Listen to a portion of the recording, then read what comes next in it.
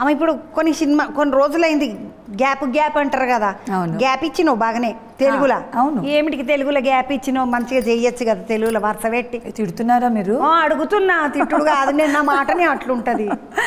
అట్లా ఏం లేదండి, ప్లాన్ చేసి ఇన్ని ఇయర్స్ గ్యాప్ తీసుకోవాలని అనుకోలేదు. బట్ నేను యాక్చువల్గా చేస్తున్నప్పుడు, హీరోయిన్గా చేస్తున్నప్పుడు సడన్గా పెళ్లి చేసుకున్నాను. అది కూడా ఇంట్లో ఫస్టే డిసైడ్ చేసింది, ఒక 21-22లో పెళ్లి చేసుకోవాలి అనేది.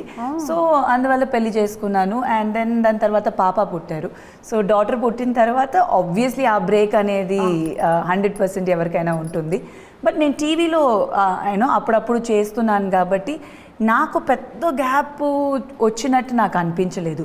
తమిళ్లో కానీ తెలుగులో కానీ నేను ఎప్పుడు అదే డెఫినెట్గా గ్యాప్ అయితే ఉంది. సో బట్ ఐఎమ్ హ్యాపీ మళ్ళీ తిరిగి స్క్రీన్ మీద ఫిల్మ్స్లో రావడం అనేది అది ఎప్పటికైనా ఒక బ్లెస్సింగే. సో అది మళ్ళీ తిరిగి రావడం అనేది చాలా హ్యాపీ. బ్లెస్సింగ్ అందరికి ఉండదు తెలుసా, అది కరెక్ట్ అండి. డెఫినెట్లీ పైకెంచి నీకున్న మొండి పట్టుదల ఉన్నది కదా.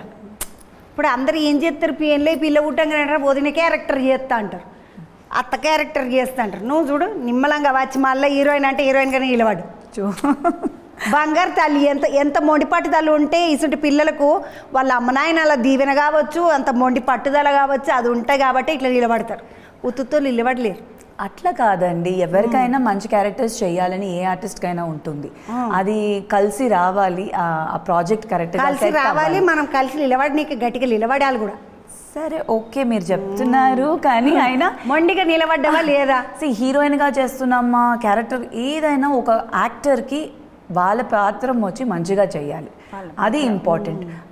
హీరోయిన్ అంటే ఒకటి డాన్స్ చేసి డ్యూయట్ సాంగ్లు పాడేది మాత్రం హీరోయిన్ అని కాదు.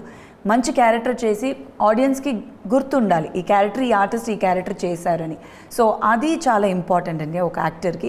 సో అది ఏ క్యారెక్టర్ అయినా సరే, అది ఓల్డ్ క్యారెక్టర్ అయినా, యంగ్ క్యారెక్టర్ అయినా, చైల్డ్ క్యారెక్టర్ అయినా, it's the same thing as an actor, ఒక యాక్టర్ పాయింట్ ఆఫ్ వ్యూలో. సో దాన్ని కేటగరైజ్ చేయకుండా ఇప్పుడు సినిమా చాలా డిఫరెంట్ అయిపోయింది, ముందులాగా లేదు.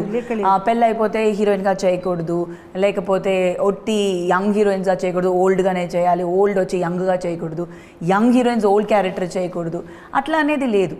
సో ఒక ఆర్టిస్ట్కి ఏ క్యారెక్టర్ అయినా వాళ్ళు బాగా చేస్తే అది చాలు. సో 100% హార్డ్ వర్క్తో చేయాలి. ఇప్పుడు నువ్వు 9 ఏళ్ళ కాడికి సినిమాలు చేస్తున్నావు కదమ్మా? అవును, మొత్తం నేను 5 నుంచి 5 ఏళ్ళకి చేస్తున్నావు.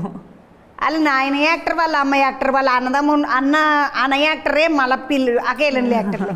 ఇప్పుడు మీ ఇంట్లో అందరు ఎప్పుడైనా కోపం వచ్చినప్పుడు నటించుకుంటారా? అమ్మ చెప్పాలనుకుంటే ఇట్లా ఇట్లా చెప్తారని ఇంప్రొవైజేషన్లు నడుస్తుంటాయి అంట కదా, ఇంట్లో ఎప్పుడన్నా అట్లా చేస్తారా మీరు? గట్టిగా యాక్చువల్గా నేర్పించుకుంటారా?